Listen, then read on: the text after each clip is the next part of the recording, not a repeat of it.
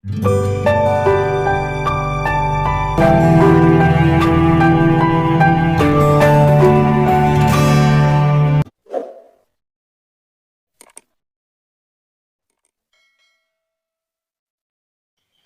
teman-teman sekalian, berjumpa kembali dengan saya Arif Gule di channel TV Laskar Kristus. Pada kesempatan kali ini saya akan mereview tentang satu perdebatan sengit yang menurut saya luar biasa sekali antara Ibu Sofiatul dengan salah seorang pemuda muslim yaitu bernama Aditya. Di mana teman-teman sekalian, dia bertanya dan dia disekat emat ya oleh Ibu Sofiatul. Karena saya lihat Ibu Sofiatul ini, teman-teman sekalian, ini sangat cendekiawan, juga ya secara intelektual itu cukup memadai ya tentang pengertian juga pemahaman Ibu Sofiatul ini tentang kedua agama, baik itu agama Islam maupun juga agama Kristen. Jadi buat saya layak lah ya dia bisa menjadi pengajar ya ketika nantinya mau ya dia mau untuk menjadi seorang pengajar di kekristenan, misalnya jadi pengkhotbah di gereja atau mungkin jadi gembala sidang ke depannya. Teman-teman, kenapa saya mengatakan demikian? Karena Ibu Sofiatul ini banyak sekali pemahaman-pemahaman yang sudah dia bagikan baik di channelnya maupun juga di live streaming ya di Zoom yang dihubungkan ke YouTube. Ada banyak sekali kita melihat di sana bahwa penjelasan-penjelasannya itu tidak terbantahkan. Bahkan tidak ada ustadz yang bisa mematahkan argumen-argumen yang diberikannya, teman-teman sekalian. Karena kenapa? Dia menguasai dua agama ini, baik agama Kristen maupun agama Islam. Ya, karena dia sebelumnya itu beragama Islam dan dia memahami betul ketika dia ditangkap Tuhan dan dia menjadi pelayan Tuhan luar biasa, teman-teman sekalian.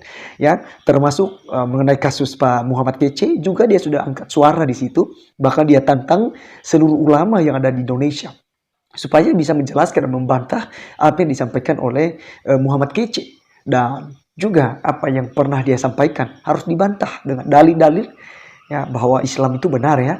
Kalau seandainya benar ya dibantah, bukan dilaporkan ke polisi. Teman-teman sekalian, saya diberkati dengan perdebatan ini ya antara pemuda Islam dan juga Ibu Sofiatul ini. Mari teman-teman, saya mau juga berbagi, kiranya teman-teman diberkati oleh video kali ini dan juga perdebatan yang sedang terjadi. Tuhan Yesus memberkati kita. Salam. Oh iya, Mbak Sofiatul ini kan apologet ya. Kira-kira kalau Mbak Sofiatul bisa jawab pertanyaan saya naikkan 5.000, saya kasih pulsa 25.000 kalau bisa jawab pertanyaan saya, Mbak Sofiatul. Saya nggak perlu pulsa Anda, Pak. Karena kemarin saya kan sudah masuk di Zoom-nya Bu Uti di Zoom Anda, channel Anda. Ternyata memang channel Anda sangat-sangatlah tidak teratur ya, banyak penghujat Kristen di situ. Ya, udah nggak usah, kalau nggak usah bangun rahasia, mampu dah jawab pertanyaan saya. Artinya saya tidak respect dengan Anda sebagai host di channel Anda karena Anda nggak bisa ngatur teman-teman Anda sendiri.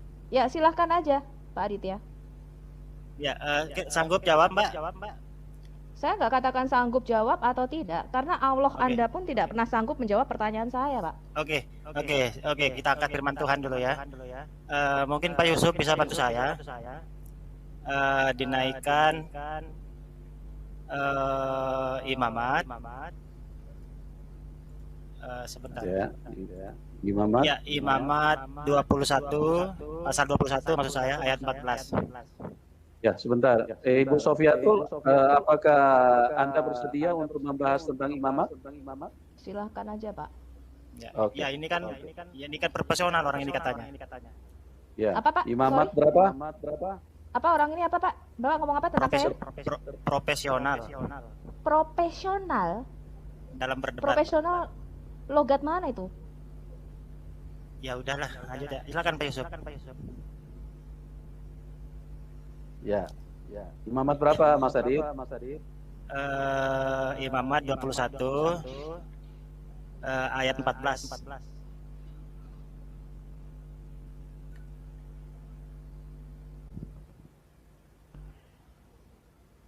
Weh, siapa weh?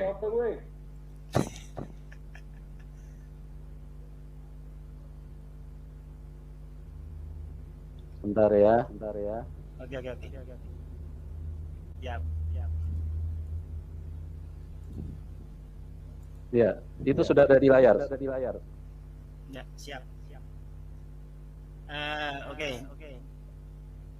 Oke, saya baca dulu ayat ini ya.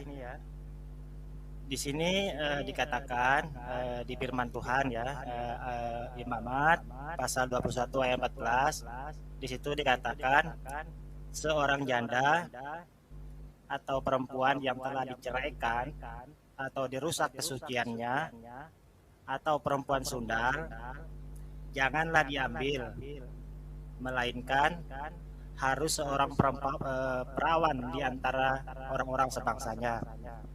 Jadi kan ayat ini itu menjelaskan bahwasanya seorang pemuda itu tidak boleh menikahi seorang janda ya atau perempuan yang telah diceraikan.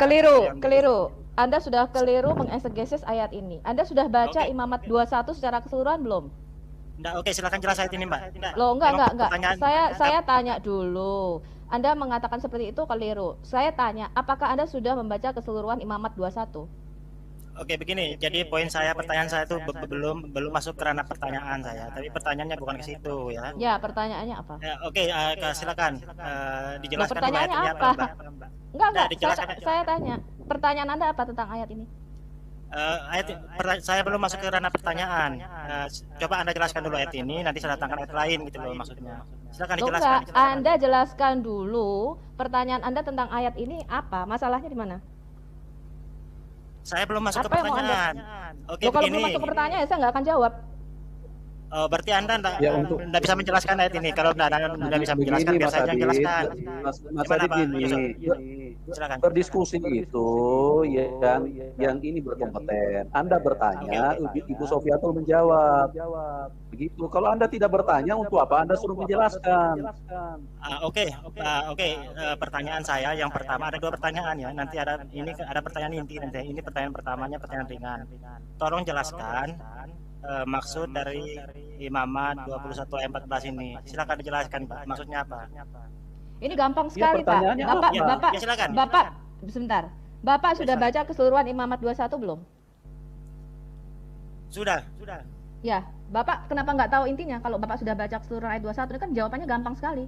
Ya, jelaskan aja, terus kan saya bertanya. Loh, ini gampang sekali, Pak. Ini firman kepada para imam dan anak-anak Harun. Jadi Imamat 21 ini khusus peraturan untuk suku Lewi, terutama untuk Gadol Kohen atau imam besar Harun dan anak-anaknya. Terus? Ini kan berarti nggak boleh mereka menikahi itu karena imam besar itu kudus, Pak. Mereka yang mewakili umat Israel di dalam membakar korban penebus salah di hadapan Tuhan. Dan mereka tidak boleh mengambil wanita yang tidak perawan karena anak-anaknya akan dilanggar kekudusannya. Oke, berarti harus yang perawan aja, Mbak ya? Betul. Oke, sekarang artinya itu kan firman Tuhan. Tuhan menganjurkan kepada itu tadi ya, keluarga itu bahwasanya mereka itu tidak boleh menikahi seorang janda atau yang tidak perawan ya, atau yang telah rusak kesuciannya, tapi harus boleh menikah sama yang perawan saja ya. Itu anjurannya, Mbak ya. Oke, kita dapat poinnya. Seorang janda yang diceraikan ya, atau dirusak kesuciannya atau perempuan pelacur ya. Ya, oke, tidak boleh dinikahi ya. Oke, sekarang kita merujuk ke Hosea. Pak Yusuf tolong dibantu mungkin ya. Hosea pasal 1 ayat 2. Iya. Hosea 1. Hosea pasal 1 ayat 2, Pak Yusuf. Ini suaranya ada abing ini, Mas Adit. Anda pakai handset nggak? Itu punyanya Mbak Sofiatul yang feedback, itu bukan punya saya. Coba aku mute dulu, Pak. Coba di mute dulu. Halo? Ya, silakan Pak Yusuf. Oke. Di dalam apa yang mau ditanyakan, Mas Adit? Dibuka Hosea 1 ayat 2. Hosea 1 ayat 2. Ya. Sudah. Ya. Ini firman Tuhan loh ya. Ketika Tuhan mulai berbicara dengan perantara Hosea, berfirmanlah ia kepada Hosea, pergilah, ya, kawinilah seorang perempuan sundal dan peranakkanlah anak-anak sundal, ya kan? Karena negeri ini bersundal hebat dan membelakangi Tuhan. Nah, kalau kita cari komparasinya dengan ayat imamat tadi dengan ayat Hosea, ini ada pertentangan prinsip gitu loh. Di ayat ini Tuhan justru menganjurkan untuk mengawini perempuan yang sundal dan disuruh melahirkan anak yang sundal, kan demikian ya. Nah, sementara di imamat justru sebaliknya, nggak boleh ngawin perempuan sundal atau yang tidak perawan, tetapi di prioritas kawinilah yang perawan saja gitu loh. Nah, ini kan bertentangan prinsip atau kontradiksi gitu loh. Oke, Nah, sudah? ya pertanyaan saya, kalau memang ini firman Tuhan, kenapa kontradiksi gitu loh? Iya, saya bisa share screen Pak Yusuf, tolong dicabut. Boleh. Saya share screen dulu. Ya. Ya, oke.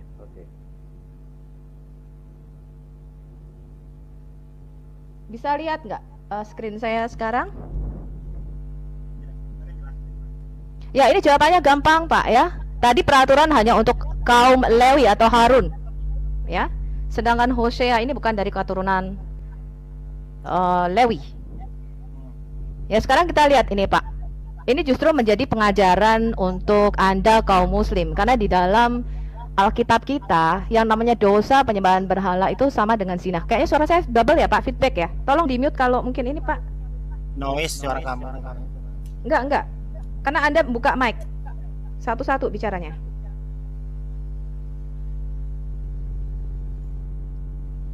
Enggak punya situ itu. Enggak.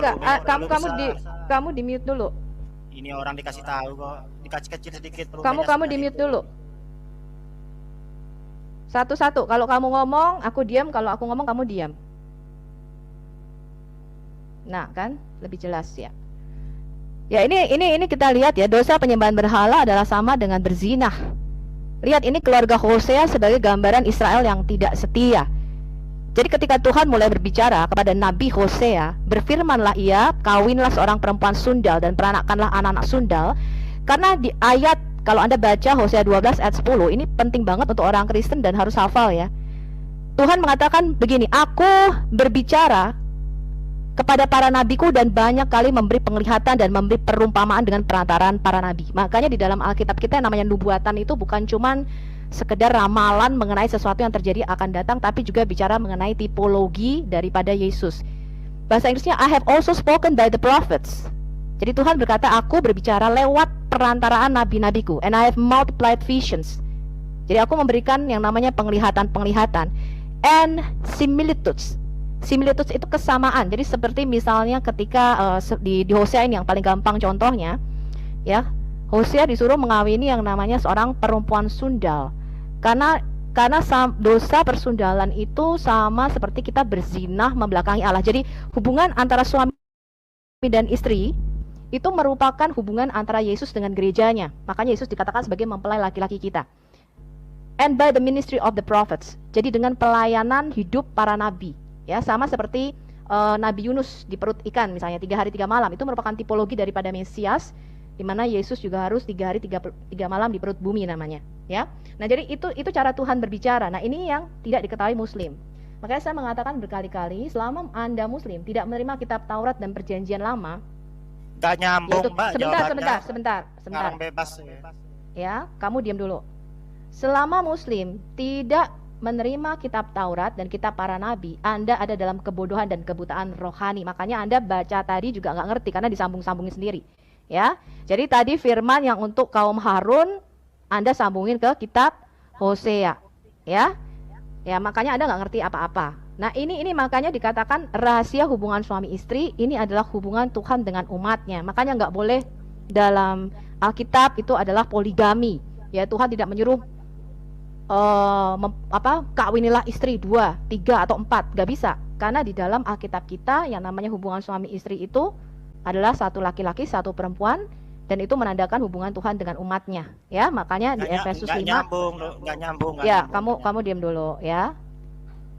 Kamu juga ngomongnya nggak nyambung ya. Imamat tadi untuk kaum Lewi, kamu sambungin ke kitab Hosea, ya.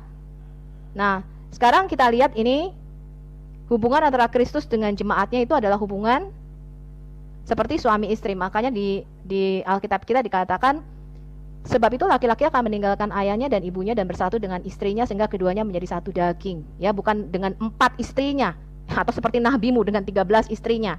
Ya, dikatakan rahasia ini besar, ya. Tetapi yang aku maksudkan ialah hubungan Kristus dengan jemaatnya.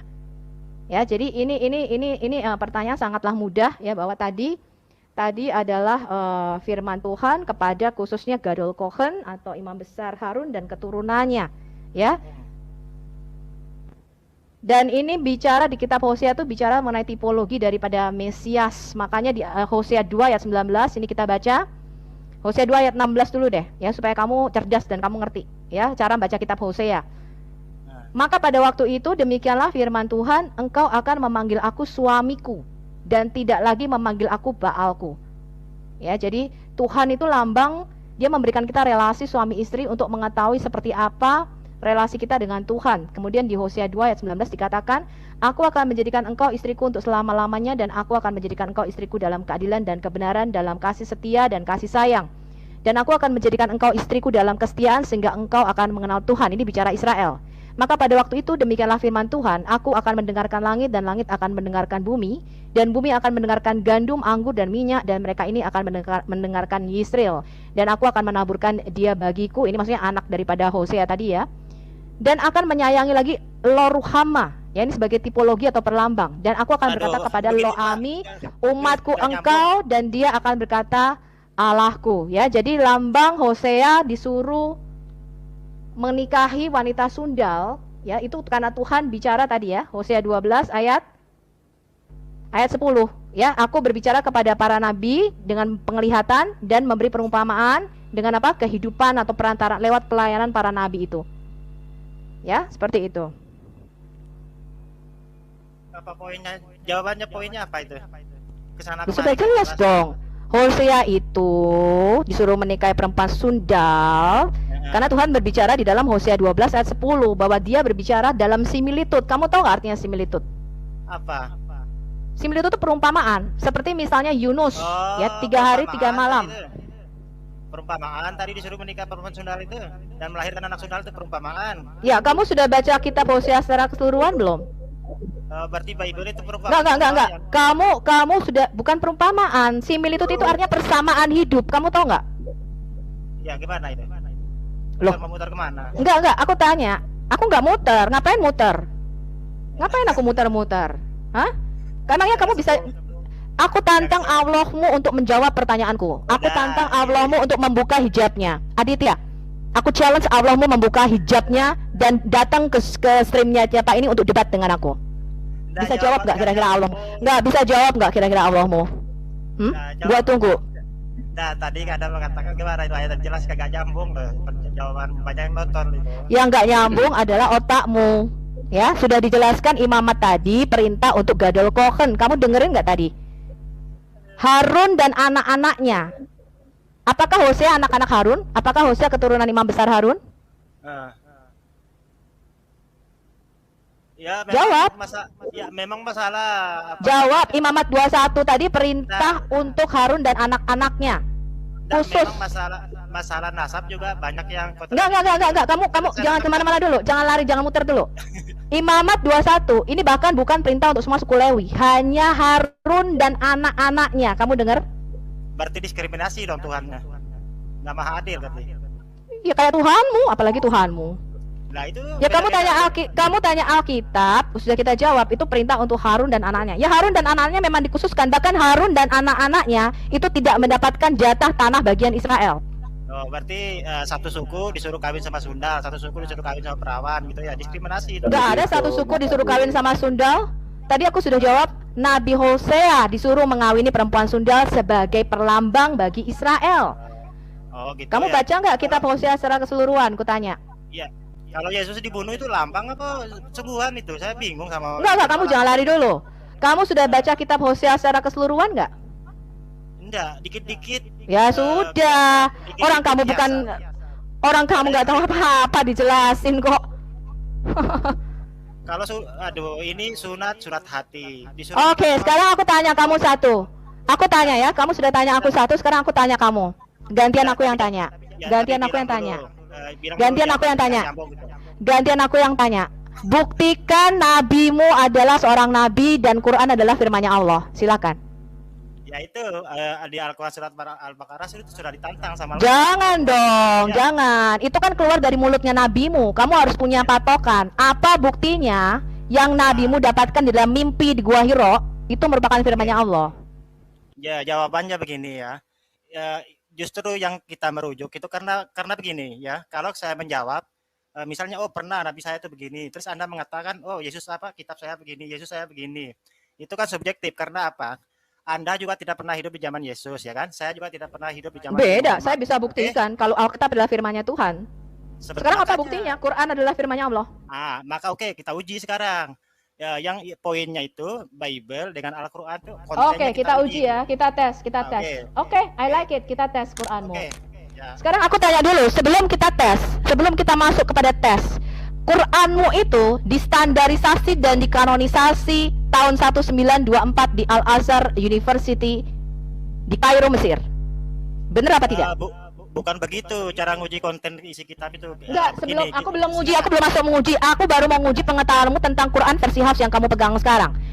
Kamu jawab dulu pertanyaanku. Quranmu itu dikanonisasi tahun 1924 di Al-Azhar University Kairo. Benar apa enggak? Begini cara kita menguji kitab suci itu belum nguji, gue tuh belum nguji. Gue masih menguji kamu, belum nguji kitab sucinya nih. Aku hanya masih menguji pengetahuanmu. Kamu jawab. Quran yang kamu pegang sekarang versi hafalan Imam Hafs itu distandarisasi tahun 1924 di Al-Azhar Kairo University. Betul apa tidak? Ya jangan nyerocos dulu, dengar saya ngomong dulu ya. Cara menguji konten kitab suci itu, kita kan sekarang hidup di zaman serba modern, teknologi serba modern ya. Nah, cara mengujinya bagaimana? Kitab suci itu kita uji dengan ilmu pengetahuan ya. Jika kitab suci itu bertentangan dengan ilmu pengetahuan masa kini, maka dia akan tertolak. Bagaimana? Gak usah, kita uji dulu dengan kitab Wahyu. Kalau pengetahuan ya, Allahmu mengatakan sperma keluar dari tulang punggung belakang, lu udah habis angus ya. Ya, Allahmu mengatakan bumi datar, matahari terbenam di kolam lumpur, angus gitu loh, habis kelimu ya. Gak usah ke sana dulu deh. Enggak. Kita sekarang aku tanya sama kamu Aditya. Bagaimana kamu bisa yakin ya? Ketika nabimu dalam kondisi tertidur di Gua Hiro pada waktu itu, kemudian dicekik sama Jibril, dan itu merupakan firman Allah.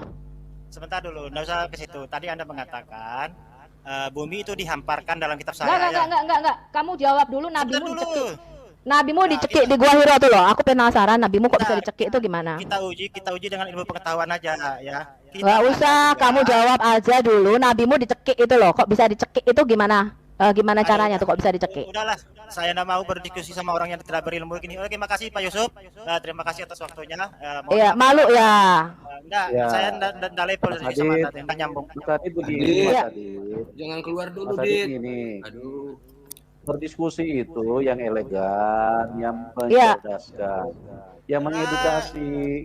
Kalau Anda cara berdiskusi begini, Anda artinya tidak berkompeten. Cobalah kan saya ajak dia, kita uji kitab suci itu dengan ilmu pengetahuan. Kita uji dulu turunnya Wahyu gimana? Sebentar Aditya, kita uji dulu dengan turunnya Wahyu bagaimana? Ini adalah Sirah Nabawiyah Ibn Hisham halaman 176. Kedatangan malaikat Jibril kepada Rasulullah Shallallahu Alaihi Wasallam di Gua Hiro. Jibril datang kepadaku pada saat aku tidur dengan membawa secari kain dibats atau kain sutra yang di dalamnya terdapat tulisan. Malaikat Jibril berkata, bacalah, dan aku berkata, aku tidak bisa membaca. Malaikat Jibril mencekik leherku dengan kain dibats tersebut hingga aku merasa seolah-olah sudah mati. Kemudian ia melepas cekiannya dan berkata, sebentar Aditya, tunggu sebentar ya, bacalah. Dan aku menjawab, apa yang harus aku baca? Malaikat Jibril kembali mencekik leherku dengan kain dibats tersebut hingga aku merasa seolah-olah mati. Kemudian ia melepaskan cekiannya dan berkata, bacalah. Aku berkata, apa yang harus aku baca? Jibril kembali mencekik leherku dengan kain dibats tersebut hingga aku merasa seolah-olah sudah mati. Dan kemudian ia melepaskan cekiannya. Sekarang aku tanya, kenapa nabimu dicekik 3 kali? Nggak usah, begini kita uji kitab suci. Iya, kita uji dulu. Kita uji dulu bagaimana nabimu menerima wahyu. Mengapa nabimu menerima wahyu dengan cara dicekik dengan sehelai kain dibats? Lah sekarang kalau saya hadirkan yang gaib-gaib begini, Bunda Maria? Ini bukan gaib. Ini bukan gaib. Aku tanya, nabimu dicekik. Ada nggak nabi lain yang dicekik selain nabimu? Ada nggak Aditya? Ada nggak nabi lain yang dicekik selain nabimu? Sorry, saya udah mau diskusi sama orang tong kosong nyaring boynya nenek udah kali. Selamat malam Pak juga saya melayani orang-orang kayak gini terus saya. Malam Bu Sofi. Iya. Ini malam. Jadi ini terbukti ya. Ini adalah ini adalah Sirah Nabawiyah halaman 176. Saya kasih linknya, Anda bisa download sendiri, Anda harus baca. Ini adalah biografi pertama daripada Rasulullah Shallallahu Alaihi Wasallam. Jadi Anda harus membaca biografi dari Baginda. Bahwa Baginda Rasul dicekik pada saat dia menerima wahyu pertama di Gua Hira. Ini saya cuma baca loh Pak Yusuf, saya cuma baca. Jadi kabur betul. Ini kabur dia. Saya pada diskusi. Ya. Makanya ini teman-teman di Islam, kalau mau masuk, perdalam dulu lah agama kalian.